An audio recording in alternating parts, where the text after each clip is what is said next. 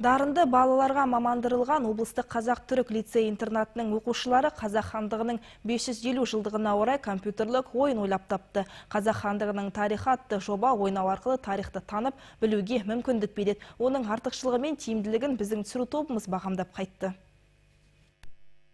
Қасиетті тарих атты ойынның дүние жүзінде баламасы жоқ. Оны құрастыруға оқушыларға небәрі 3 ай уақыт қажет болыпты. 2 бөлімнен тұратын ойын Қазақ хандығының құрылуынан бастап Кенесары ханның өліміне дейінгі аралықты қамтиды. Яғни оқушы жаулармен шайқаса отырып, сол кездерде болған тарихи оқиғалармен танысады. Компьютерлік ойындар жастар арасында өте танымал.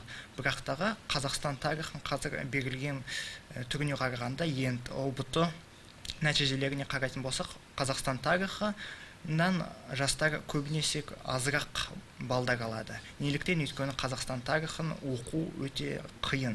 Ал ойын арқылы біз бәрін біріктіріп, жастар енді өз уақыттарын қызықты, пайдалы да өткізе алады. Өйткені осы ойынның түрінен, картаның, адамдардың киім-кешегінен, қару-жарақтан көптеген ақпаратты алуға болады. Ойынды білім ордасының 3 оқушысы бірігіп құрастырған. Ерасыл тарихи оқиғалардың дұрыстығына жауап берсе, Владислав техникалық жағын қадағалаған. Ол осыған дейін де 40 шақты компьютерлік бағдарлама ойлап тауыпты. Ал Никита болса ойынның дизайнымен жұмыс істеген. Авторлар тарихқа үңіліп, оқиғаның шынайы болуын қадағаладық дейді. Мы не знали, как в то время люди одевались. Ол кездегі адамдардың қалай киінгендерін, қолдарына қандай қарулар ұстанғанын білу үшін тарихи кітаптарды оқыдық. Интернеттің көмегіне жүгіндік. Суреттемелер тауып, оларды арнайы бағдарламаның көмегімен ойынға енгіздім. Ойыншыға қызықты болу үшін әдемі тартымды қылып жасауға тырыстым. Әрине, тарихи шынайылықтан асырмауды да назарда ұстадым.